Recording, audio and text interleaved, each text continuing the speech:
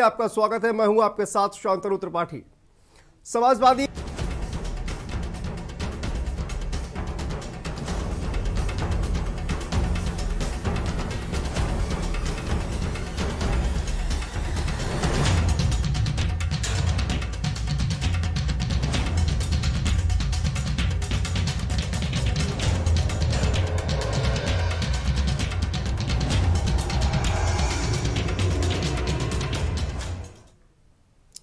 तो समाजवादी पार्टी ने जारी की प्रत्याशियों की सूची।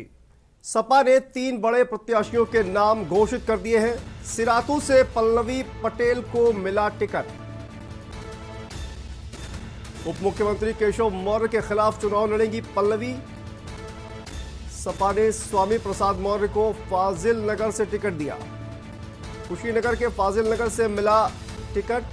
पहले पडरौना से चुनाव लड़ने की आ रही थी खबरें और आरपीएन सिंह के बीजेपी में शामिल होने के बाद इस सीट पर हलचल मच गई थी। लखनऊ से सरोजनी नगर से अभिषेक मिश्रा को मिला टिकट। कल की सूची में नहीं था अभिषेक मिश्रा का नाम। टिकट कटने की सूचना कल से चल रही थी। अभिषेक मिश्रा के बीजेपी में भी जाने की खबरें लगातार चल रही थी।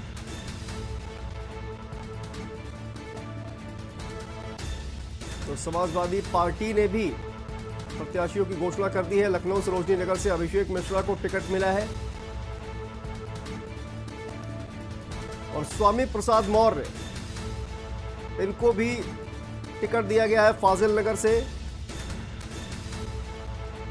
कुशीनगर की फाजिल नगर विधानसभा से स्वामी प्रसाद मौर्य को टिकट मिला है। अभिषेक मिश्रा को लखनऊ से टिकट मिला है। आपको बता दें कि अभिषेक मिश्रा के बीजेपी में जाने की खबरें आ रही थी। समाजवादी पार्टी ने फिलहाल अपने प्रत्याशियों की सूची जारी कर दी है और सपा ने 3 बड़े प्रत्याशियों के नाम घोषित कर दिए हैं। सिरातू से पल्लवी को मिला टिकट। उप मुख्यमंत्री केशव मौर्य के खिलाफ चुनाव लड़ेंगी पल्लवी और समाजवादी पार्टी ने स्वामी प्रसाद मौर्य को फाजिल नगर से टिकट दिया है। कुशीनगर के फाजिल नगर से स्वामी प्रसाद मौर्य को टिकट मिला है। पहले खबर आ रही थी कि पडरौना से चुनाव लड़ सकते हैं स्वामी प्रसाद मौर्य, लेकिन अब फाजिल नगर से टिकट दिया गया है और आरपीएन सिंह के बीजेपी में शामिल होने के बाद सीट पर हलचल मची थी। लखनऊ सरोजनी नगर से अभिषेक मिश्रा को मिला टिकट। और कल की सूची में अभिषेक मिश्रा का हालांकि नाम नहीं था, लेकिन आज जो सूची जारी की गई है उसमें अभिषेक मिश्रा को सरोजनी नगर से प्रत्याशी बनाया गया है और टिकट कटने की सूचना कल से चल रही थी और उनके बीजेपी में भी जाने की खबरें लगातार चल रही थी। और इसी खबर पर हमारे साथ प्रणवीर पांडे जुड़े हुए हैं लगातार। प्रणवीर, जिस तरह से ये 3 प्रत्याशियों की सूची जारी की है समाजवादी पार्टी ने और सबसे जो चौंकाने वाला एक नाम है वो है स्वामी प्रसाद मौर्य का, जिनको कि कहा जा रहा था कि पहले पडरौना से चुनाव लड़ेंगे, लेकिन अब उन्हें फाजिल नगर से टिकट दिया गया है।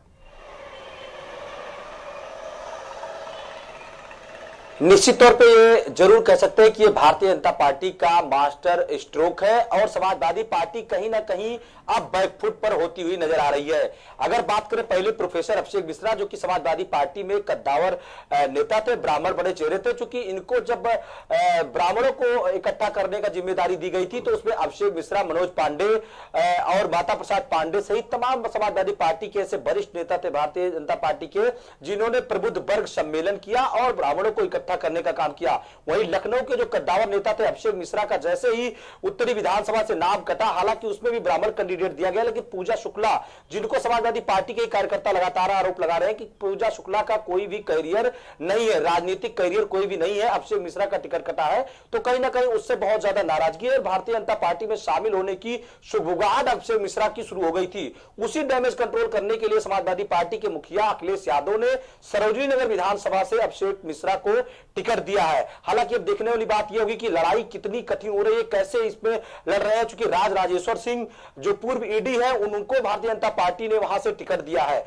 तो ये कहीं ना कहीं एक भारतीय जनता पार्टी का बहुत मजबूत कहा जा सकता है कि अगर बात करें पूरे लखनऊ के 9 विधानसभा की, तो कहीं ना कहीं भारतीय जनता पार्टी लखनऊ के अंदर बहुत ही मजबूती के साथ लड़ रही है। भारतीय जनता पार्टी और सपा के उम्मीदवारों की अगर बात करें तो सपा के जो कार्यकर्ता है वो स्वयं कैंडिडेटों के ऊपर सवालिया निशान उठाते हुए नजर आ रहे हैं। वहीं जो भूतपूर्व मंत्री थे स्वामी प्रसाद मौर्य, जो भारतीय जनता पार्टी में कैबिनेट मंत्री थे और बहुत ही कद्दावर नेता थे, वो जब भारतीय जनता पार्टी छोड़ करके सपा में चले गए, उसके बाद भारतीय जनता पार्टी ने जिस तरीके से कांग्रेस के आरपीएन सिंह को लाकर के उनके सामने खड़ा कर दिया। और एक खास बात यह रही कि आरपीएन सिंह का टिकट तब तक नहीं कंफर्म हो रहा है जब तक इनका स्वामी प्रसाद मौर्य का टिकट नहीं कंफर्म हो रहा है, क्योंकि सूत्रों की माने तो साफ तौर पर भारतीय जनता पार्टी ने अपना एक सेट मास्टर स्ट्रोक सेट करके रखा था कि जहां पर स्वामी प्रसाद मौर्य चुनाव लड़ेंगे वहीं से आरपीएन सिंह को चुनाव लड़ाया जाएगा। और बहुत प्रणवीर, क्या ये माना जाए कि अब आरपीएन सिंह को भी वहीं से टिकट दिया जाएगा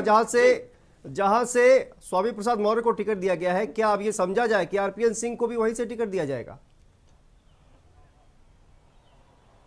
निश्चित तौर पर आप अगर टिकट बंटवारे की अगर बात करें तो टिकट बंटवारे को समीक्षा अगर देखें तो पहले समाजवादी पार्टी ने जहां से टिकट घोषित किया है उसके बाद ही भारतीय जनता पार्टी ने वहां पर टिकट घोषित किया है। भारतीय जनता पार्टी में एनालिसिस किया जा रहा है कि कौन से कैंडिडेट किस कैंडिडेट को समाजवादी पार्टी को पटकनी दे सकता है। उसी के तर्ज पर अब स्वामी प्रसाद मौर्य का अगर टिकट कंफर्म आज समाजवादी पार्टी ने कर दिया है तो अब कुछ ही समय में भारतीय जनता पार्टी आरपीएन सिंह को उनके सामने चुनाव मैदान में उतार सकती है। यह बहुत ही कंफर्म विश्व सूत्रों के जिस तरीके से निकल करके आ रहा है उस तरीके से, क्योंकि जिस तरीके से स्वामी प्रसाद मौर्य ने पिछड़ों पर आरोप लगाते हुए कि पिछड़ों के साथ भारतीय जनता पार्टी ने गड़बड़ी की है, आरक्षण में घोटाला किया है, और जिस तरीके से लगातार पिछड़ों की बात करते हुए इन्होंने अपने बड़बोलेपन के लिए माने जाते हैं, क्योंकि स्वामी प्रसाद मौर्य जब बसपा में थे तब भी इनका बड़बोलापन था। भारतीय जनता पार्टी में हालांकि अनुशासन में रह करके इनके किसी भी बड़बोलेपन को भारतीय जनता पार्टी ने एक्सेप्ट नहीं किया, और अंत पर इन्होंने जिस तरीके से पहले 5 साल तक के पद पर बैठे रहे, पद की सारी सुविधाओं को उठाते रहे,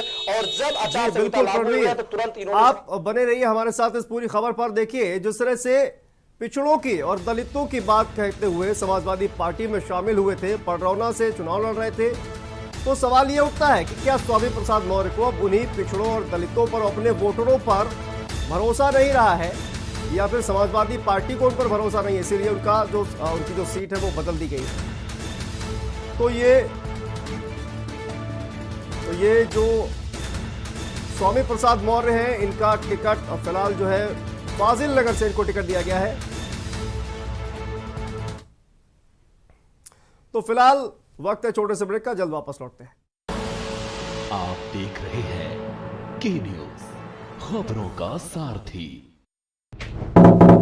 याद है पहले अपराधी बेखौफ घूमते थे और हम अपने घरों में डर कर बैठे रहते थे। आए दिन अखबारों में किस्से छपते थे फिरौती के, और आज हम बेखौफ घूमते हैं और अपराधी जेलों में रो रहे हैं। अरे कितने साल हम डर कर रहे और कितने चैन से, हिसाब लगा लीजिए ना। सीधी बात, जो अपराधियों को ठोक देंगे हम उसी को वोट देंगे। नमस्कार। सोच ईमानदार, काम असरदार। यूपी फिर मांगे भाजपा सरकार। कमल का बटन दबाएं, भाजपा को जिताएं। आप देख रहे हैं की न्यूज, खबरों का सारथी।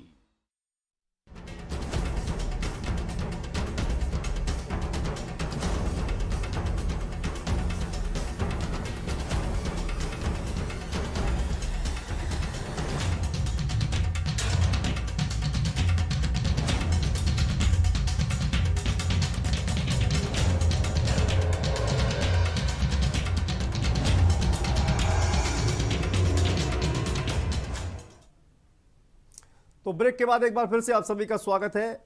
माया की गरज, बहुजन समाज पार्टी की मुखिया मायावती आज माया की गरज की बात करते हैं। बहुजन समाज पार्टी सुप्रीमो और पूर्व मुख्यमंत्री मायावती आगरा के कोठी मीना बाजार मैदान में मंडल स्तरीय चुनावी जनसभा को संबोधित करने वाली है। बसपा के जिलाध्यक्ष धीरज बघेल ने बताया कि बसपा सुप्रीमो सर्वजन हिताय सर्वजन सुखाय जनसभा में पार्टी अध्यक्ष मायावती प्रत्याशियों के लिए वोट मांगने आ रही हैं। कोविड प्रोटोकॉल का पालन करने के साथ चुनावी जनसभा करने की बात भी उन्होंने कही। बता दें आपको कि आगरा की जनसभा से मायावती की नज़र पश्चिमी उत्तर प्रदेश के दलित और मुस्लिम मतदाताओं पर है, क्योंकि पहले और दूसरे चरण में बसपा की प्रभाव वाली सीटों पर मतदान होना है।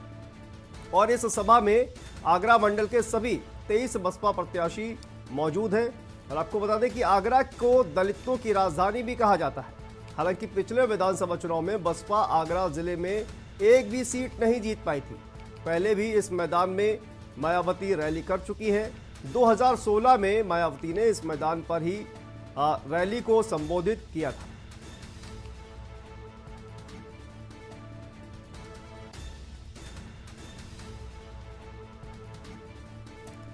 तो समाजवादी पार्टी की मुखिया आगरा में आज रैली को संबोधित करने वाली हैं।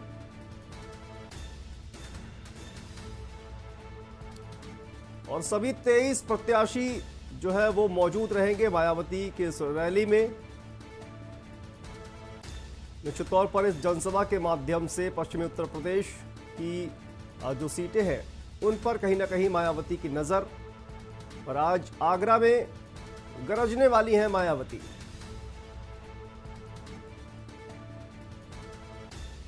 पश्चिमी उत्तर प्रदेश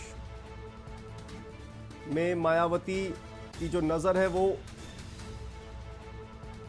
चुनाव में जिस तरह से पहले चरण का चुनाव हो रहा है, और आगरा को दलितों की एक तरह से राजधानी भी कहा जाता है, और इसी वजह से मायावती ने अपनी पहली रैली के लिए आगरा को चुना है। यहां पर बसपा का वोट बैंक बहुत ज्यादा है ऐसा माना जाता है, और इसी वजह से मायावती ने आगरा में रैली करने को प्राथमिकता दी है। सभी 23 प्रत्याशी जो हैं वो मौजूद रहेंगे इस रैली में। पश्चिमी यूपी के मतदाताओं पर मायावती की नज़र। और अब यूपी के चुनावी घमासान में मायावती ने एंट्री कर दी है। तो माया की गरज आज आपको आगरा से सुनाई देगी। क्या कुछ कहेंगी मायावती, ये देखने वाली बात है। लेकिन अब यूपी के चुनावी घमासान में मायावती की एंट्री हो गई है। पिछले कुछ समय से अगर बात करें तो मायावती और शांत नजर आ रही थी, लेकिन अब उन्होंने भी इस चुनावी घमासान में एंट्री मार दी है। तो पश्चिमी उत्तर प्रदेश के मतदाताओं पर मायावती की नजर, और खासकर वहां पर जहां पर दलित वोट बैंक ज्यादा है। मायावती और बहुजन समाज पार्टी का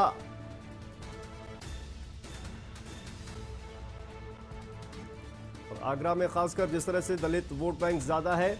तो इसी खबर पर हमारे साथ संवाददाता अजेंद्र चौहान जुड़ गए हैं। अजेंद्र, क्या कुछ जानकारी निकलकर सामने आ रही है? पश्चिमी उत्तर प्रदेश में मतदाताओं पर मायावती की नजर है।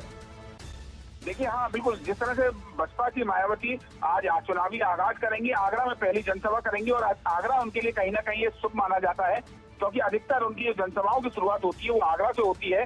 आगरा के कोठी मीना बाजार में आज तकरीबन 2 बजे बसपा सुप्रीमो मायावती यहाँ पर आएंगी, और उनके आने को लेकर तैयारियां यहाँ तमाम बीएसपी के कार्यकर्ताओं ने भी पूरी कर ली है। अगर पुलिस की मुस्तैदी की बात हम करते हैं तो यहाँ पर तमाम पुलिस की मौजूदगी है, बैरिकेडिंग जगह जगह पर लगाई गई है, और एक कोविड प्रोटोकॉल और चुनाव आयोग की गाइडलाइन के चलते ही यहाँ पर जो जनसभा है उसका आयोजन किया गया है। 1000 लोगों की यहाँ पर अनुमति है। प्रदेश अध्यक्ष मुनकार अली ने बताया कि यहाँ पर 1000 कुर्सी ही डलवाई गई हैं, क्योंकि चुनाव आयोग और कोरोना की गाइडलाइन के चलते यहाँ पर जो नियम बनाए गए उसके चलते यहाँ पर जनसभा का आयोजन किया जा रहा है। और बड़ी बात है कि यहाँ पर आगरा मंडल के तमाम यहाँ पर जो प्रत्याशी है वो यहाँ पर आएंगे। सभी के लिए मायावती यहाँ पर जनता से वोटों की अपील करेंगी। बड़ी, और आगरा को दलितों की राजधानी भी कहा जाता है। 2007 और 2012 में चौंकाने वाले यहाँ नतीजे आए थे। 6 सीट, 9 में से 6 सीट यहाँ बसपा ने हासिल की थी, लेकिन 2017 में यहाँ बसपा का खाता भी नहीं खुला, और जो बसपा के हाथी को चलाने वाले जो महारथ थे वो सभी कहीं ना कहीं दल बदलू हो गए हैं, और नए चेहरों के बलबूते यहाँ मायावती कहीं ना कहीं अपना हाथी को चलाने की प्रयास करेंगी, और उनका जनसभा और उनका जो गुरु मूल मंत्र है, जीत का जो मंत्र देकर जाएंगी, या जनता से जो अपील करेंगी अपनी वोट बैंक में, क्योंकि मायावती के वोट बैंक में सेंध लगाना एक बहुत बड़ी बात है। ये वोट बैंक पूरा ही मायावती की जो पार्टी है बहुजन समाज पार्टी को ही जाता है, और उसमें चैन कितनी कोई लगा पाता है ये आगामी चुनाव के नतीजे बताएंगे, और मायावती का कितना असर यहाँ आगरा और आगरा ब्रज क्षेत्र जो सीटें हैं उन पर कितना असर होता है ये आने वाले परिणाम भी पता चलेगा। जी अजेंद्र, बहुत बहुत शुक्रिया इस तमाम जानकारी के लिए। तो मायावती जो है वो आज आगरा से चुनावी घमासान की शुरुआत करने वाली है। कार्यक्रम की तस्वीरें आप देख सकते हैं। ये यहाँ पर मायावती की जनसभा होने वाली है। 1000 लोगों को ही अनुमति दी गई है।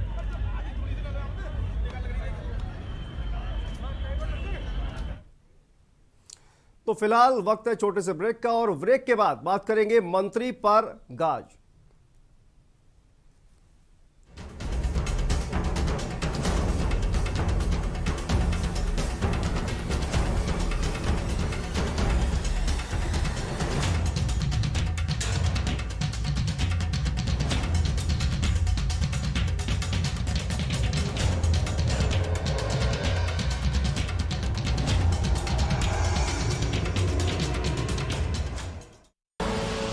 आप देख रहे हैं के न्यूज, खबरों का सारथी। राम राम, चुनाव आ रहा है, हिसाब लगा लेते हैं। पहले प्रदेश में हर चौथे दिन दंगा होता था, और उन दिनों आपके व्यापार में कितना नुकसान होता था, लिख लीजिए।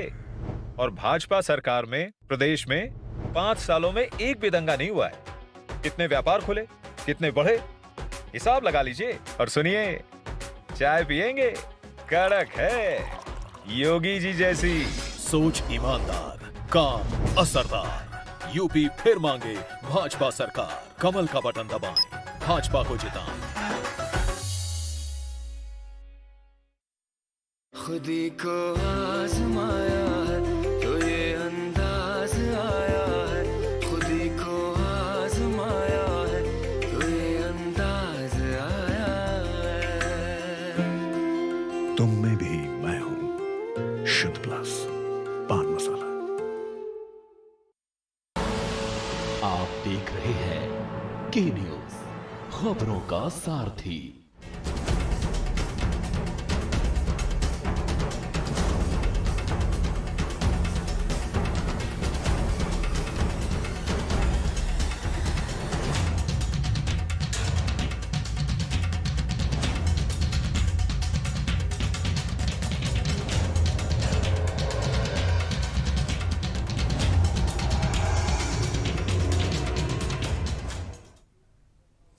तो ब्रेक के बाद एक बार फिर से आप सभी का स्वागत है, और आपको बता दें कि अब बात करेंगे मंत्री पर गाज। मंत्री भारतीय जनता पार्टी के दिग्गज मंत्री स्वाति सिंह, महिला एवं बाल विकास राज्य मंत्री स्वाति सिंह पर गाज किस तरह से गिरी। मंत्री स्वाति सिंह और उनके पति दयाशंकर सिंह दोनों के बीच विवाद इतना ज्यादा बढ़ गया कि सरकार में मंत्री स्वाति सिंह का सितारा विवादों के साथ चमका और विवादों के साथ ही डूब गया। बीजेपी ने सरोजनी नगर से उनका टिकट काटकर ईडी से वीआरएस लेकर राजनीति में आए राजेश्वर सिंह को प्रत्याशी घोषित कर दिया। और आपको बता दें कि पिछले विधानसभा चुनाव से ऐन पहले तत्कालीन बसपा नेता नसीमुद्दीन सिद्दीकी द्वारा स्वाति सिंह और उनकी बेटी को लेकर की गई विवादित टिप्पणी के बाद बीजेपी ने उन्हें सरोजनी नगर से प्रत्याशी बनाया था, और अब राजेश्वर सिंह को बीजेपी ने उम्मीदवार बनाया है।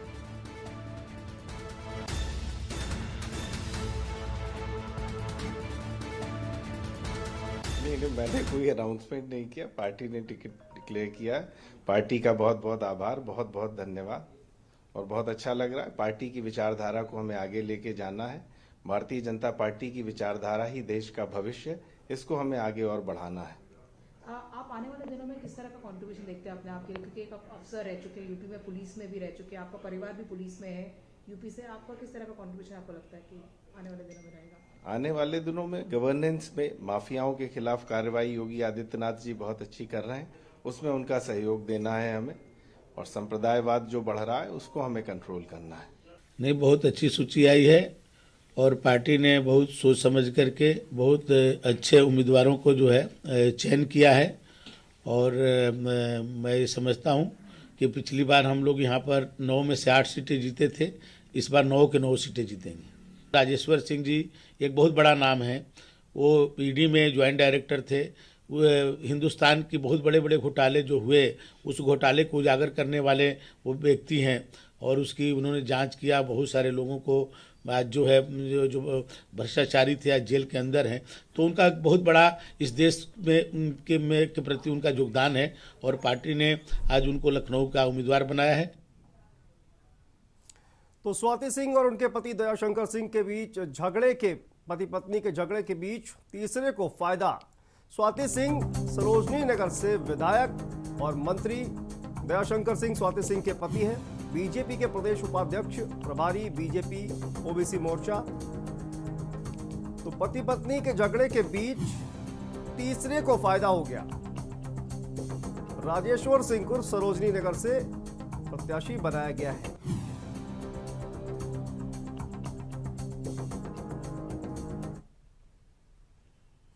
तो राजनीति में फिलहाल इतना ही। खबरों का सिलसिला लगातार जारी है, आप देखते रहिए के न्यूज़।